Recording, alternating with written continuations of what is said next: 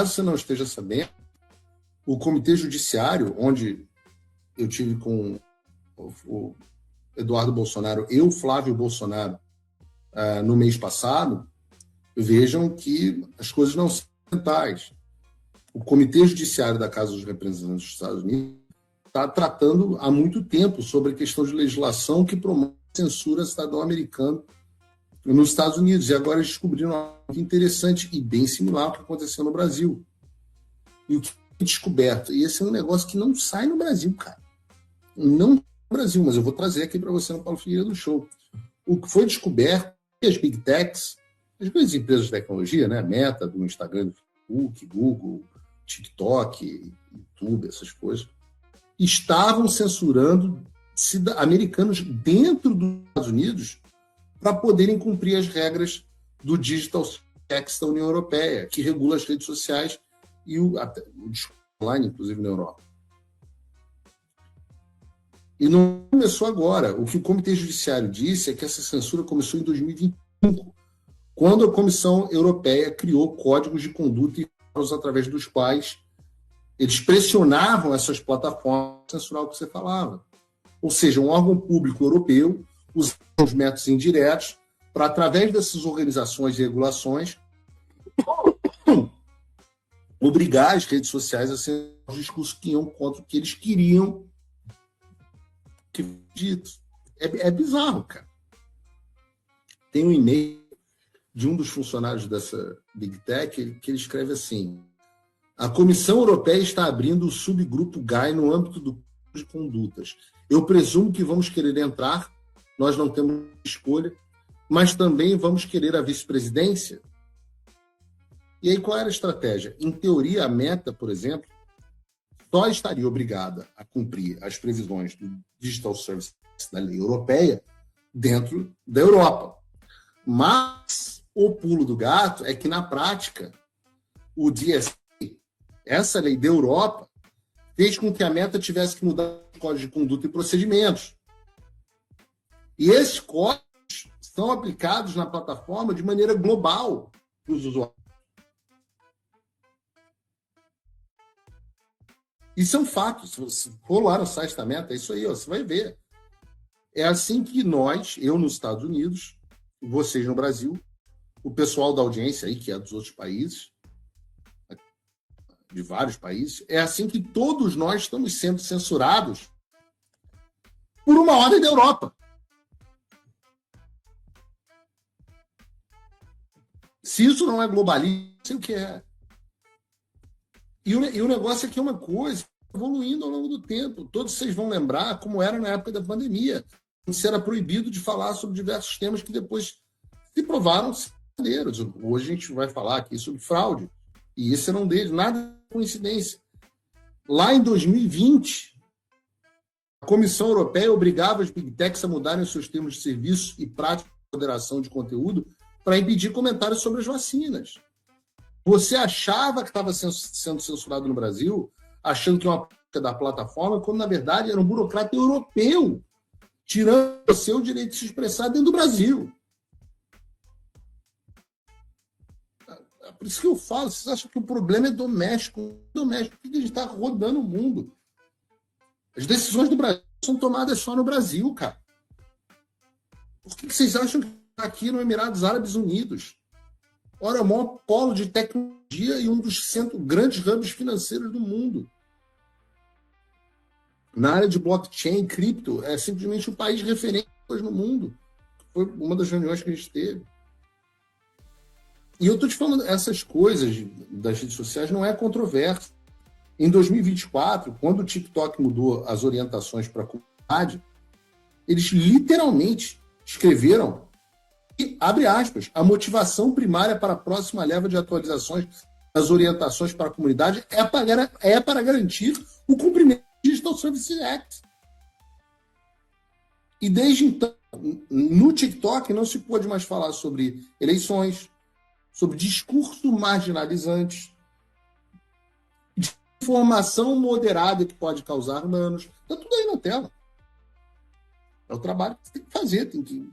jornalistas do Brasil que não veem isso. Tem mais 1 milhão de termos vagos que servem para que esses caras possam derrubar o que eles querem em qualquer rede social, em qualquer lugar do mundo. O que resta são os Estados Unidos. Graças a Deus, porque Kamala Harris não foi eleita. Eu pergunto a você, me respondam vocês nos comentários.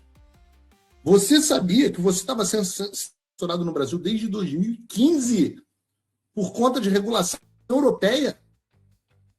Sabe aquele comentário escroto que você postou e o Instagram apagou? Aquele comentário que você ia postar no Instagram, o Instagram te pergunta: tem certeza que você quer publicar isso? Aquele vídeo que você postou e foi desmontado. Tudo porque esses caras que você nunca viu e em quem você nunca votou decidiram que eles sabem mais do que você sobre o que você pode ou não falar lá da casa do cacete, na União Europeia. E, claro, com um monte de gente ganhando dinheiro no meio desse processo. A gente já falou muito sobre isso. É isso que a gente chama de complexo industrial da censura. Então, não é como se o Alexandre sempre falava isso, cara. O cara tá surfando numa onda. Não é como se o Alexandre tivesse sido a primeira pessoa do mundo a fazer essas coisas. O problema é muito maior do que uma pessoa só, outra do cargo. E não é possível, cara. Assim, ninguém faz disso no Brasil, cara. Você tem o relatório do Comitê Judiciário, estão lá os documentos. Pô, eu lembro do Olavo, cara. O Olavo ficava falando na época do Throat Speak. Quem me dera. Não chego nem aos pés. Mas o cara falava assim: tá aqui os documentos, pô, lê a porra do documento. Não tem um jornalista mais no Brasil que tenha sido capaz de ler os documentos e mostrar o que está acontecendo. Como é que isso não está sendo dito por todo mundo? E é para isso que existe o programa, é para isso que existe o Paulo Figueiredo Show. Nem sempre essas são as pautas que bombam mais, que dão um ar view, não sei o quê, etc, etc. Mas eu já falei, essa é a orientação editorial, a equipe sabe. É para falar do que é importante. Quem tiver interesse na informação, quem for. É isso que me dá tesão, é isso que me faz estar aqui nesse fuso louco fazendo programa com vocês. Agora, você acompanha o programa, sabem que eu não acho que a solução do Brasil está nessa próxima eleição, nem se nós vencermos. Eu acho que essa é uma das últimas oportunidades que a gente vai ter, talvez a última que a gente tem, para pedir a consolidação do regime. Mas mesmo que a gente vença, não está ganho.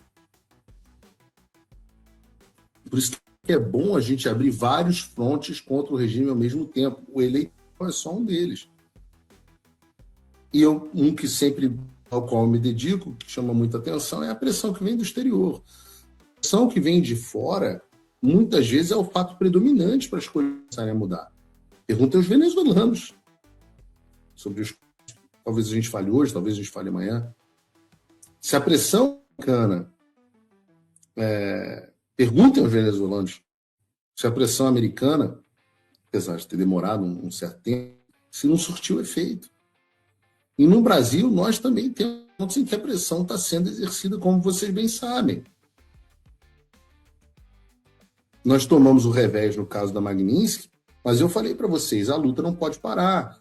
Esse romancezinho momentâneo, esse atendimento político momentâneo, ele pode ser contra-atacado, pode ser antídotos para ele. E a gente pode esmorecer. Então, ontem foi noticiado pelo jornal Metrópole, na coluna do Paulo Capelli, em ação nos Estados Unidos, empresa de associa Moraes ao escândalo Master. E o que ocorreu?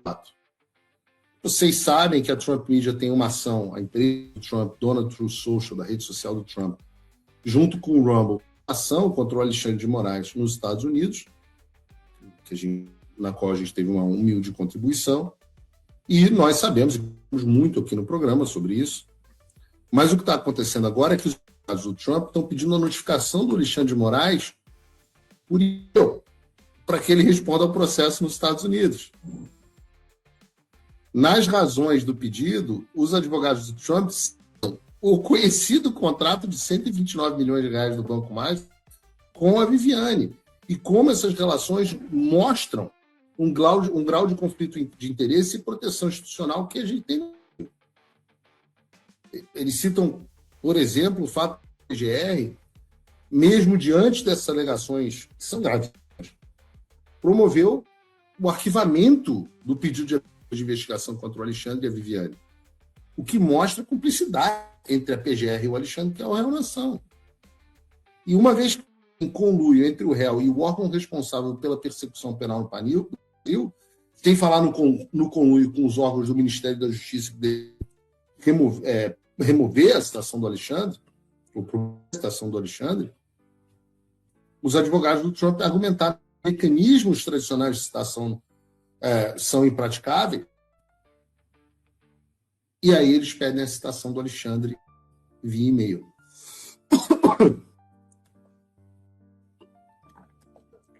Então, o que eles estão dizendo? Que o esquemão que montou no Brasil torna impossível que a citação do Alexandre seja cumprida regularmente.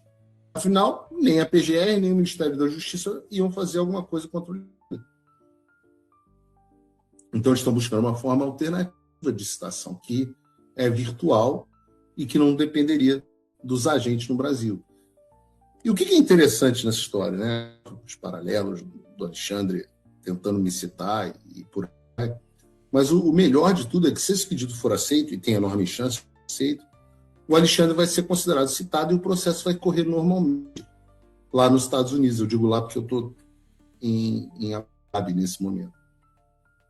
E aí o Alexandre teria que apresentar uma defesa ou seria julgado à revelia. Você me pergunta, Paulo, vai ser assim? Então, como o juiz vai julgar, o que vai acontecer? Eu não sei. Ninguém tem como prever o resultado dessas coisas. Se o juiz vai acatar ou não. Mas, de novo, nosso papel é fazer a pressão. E tornar a vida do cara um inferno, a partir de vários pontos diferentes, e criando desgaste.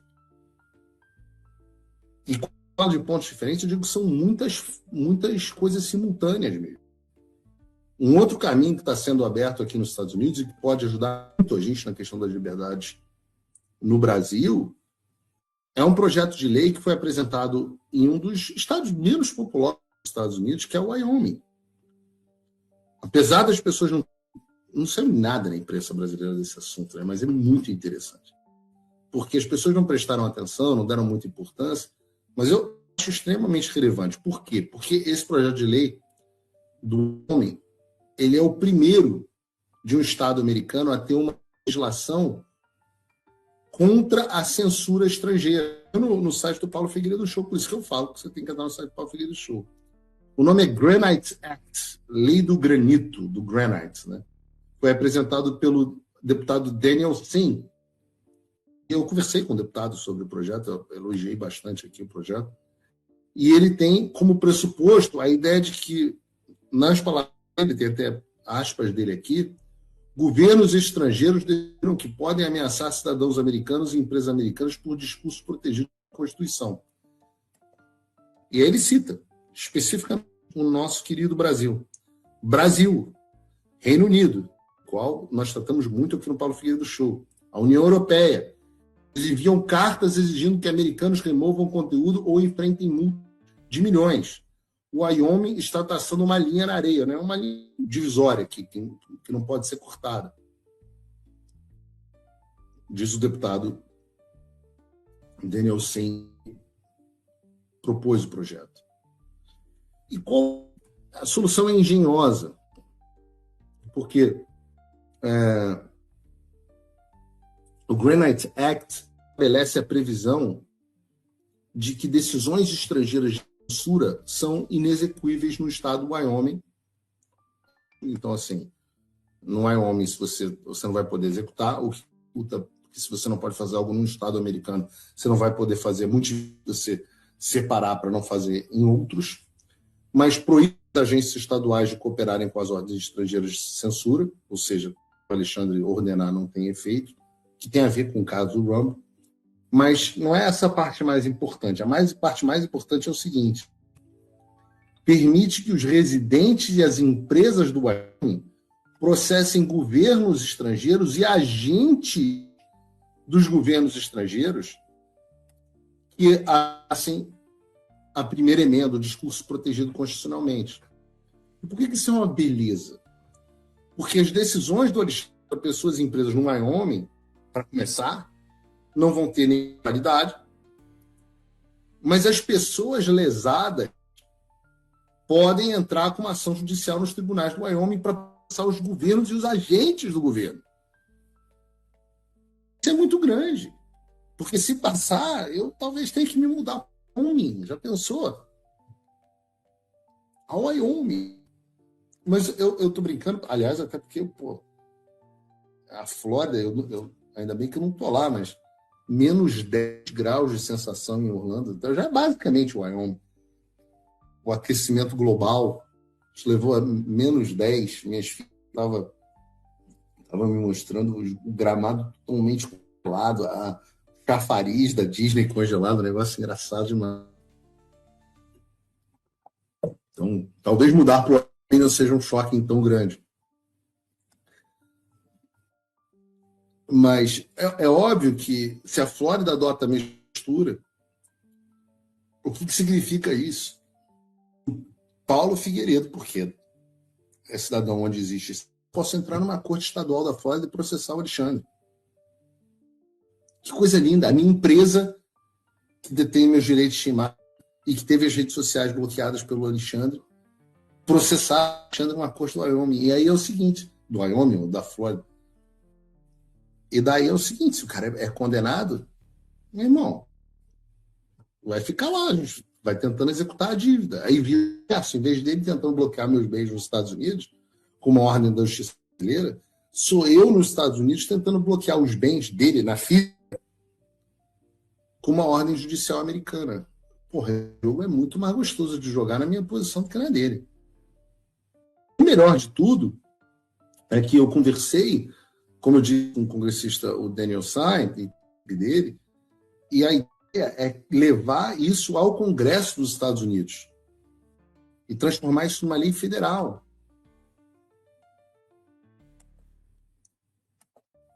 E esse é um assunto que o Elon Musk já falou a respeito. E já que a gente está falando de Congresso nos Estados Unidos, tem também outra frente, que é essa legislativa federal. Caso você não esteja sabendo, que o FBI invadiu nessa semana o escritório eleitoral do condado de Fulton, um dos condados com mais fraudes na Geórgia. Um daqueles que a gente dormiu e acordou totalmente diferente. E aprendeu o quê? As cédulas eleitorais de 2020. Bota o vídeo aí, Bruno. Our photographer was able to go inside. He was let inside and allowed to be up and close. As you can see, this is interesting because one of the questions we did ask Larry was if agents were restricting his access or asking him to back up at all. And he said that so far they've been allowing reporters to get up close to the situation. Outside if you want to take that. Yeah. Okay, so now agents are asking them to back up. Actually, you shouldn't even be in this area, but... Hey, you know what? I don't have a key, so there you go. Okay. Okay, so agents are asking them to back up, saying... Esses são os agentes do FBI dentro de Fulton. E eu não sei se você... O Trump foi processado na Geórgia. Ia ser jogado... Chegou a ser preso. Ia ser jogado na prisão, igual o Bolsonaro, por ter dito que esse Estado teve fraude. Ele sofreu esse processo na Geórgia. E quantos votos... Isso, eu citei só alguns. Quantos votos fraudulentos não foram contados no Arizona, no Michigan? Michigan, até chinês foi pego votando nas últimas eleições. E não pense que a gente não está prestando atenção nisso, não, cara. A gente está buscando uma forma de falar sobre esse assunto no Brasil. Você não pode falar sobre eleição no Brasil da mesma forma que a gente pode falar nos Estados Unidos. Mas estão aí os números que eu falo, sento com qualquer pessoa que esteja disposta a debater esse assunto e ela me explica o que está errado aqui. Os dados são públicos. Eu botei o vídeo foi porque o Trump publicou o vídeo essa semana. Só que aí se conecta ao que a gente estava falando. Por isso que a pauta do programa foi essa. Normalmente as nossas pautas têm um princípio, meio e fim. O Lukashenko diz que é eleição, o ditador que roubou eleições na Bielorrússia e que apoia outros roubos, como na Rússia, diz que quer pacíficas e calma no Brasil, que está preocupado o Lula não ganhar as eleições. Aí eu te mostro toda a censura que ocorreu e como essa censura parte de mecanismos internacionais. E aí a gente amarra, mostrando a você que você não falar sobre fraude nas eleições justamente por causa dessa putaria. Agora, imagina se abrirem a caixa preta do Brasil. E eu acho que esse dia, as tecnologias estão avançando muito. Uma análise de inteligência artificial hoje, nos dados brutos do TSE, não aguenta 2 minutos. A tecnologia de inteligência artificial é inteligência artificial. A inteligência artificial é muito boa em analisar quantidade enorme de dados. Imagina os dados do TSE bem analisados. Agora, a gente sabe que se a gente não botar pressão... O que aconteceu nos Estados Unidos?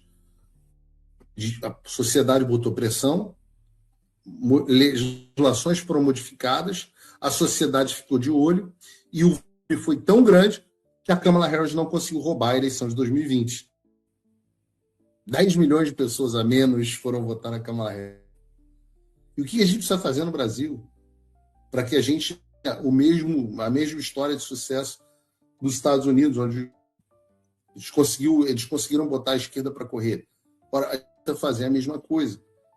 Falar sobre o assunto, dar pressão, e eu sei que é difícil por causa da censura, então a gente procurar meios de também, e acredito que está sendo pensado, falar sobre esse assunto, e criar um movimento tão grande que seja possível deles roubarem as eleições de novo.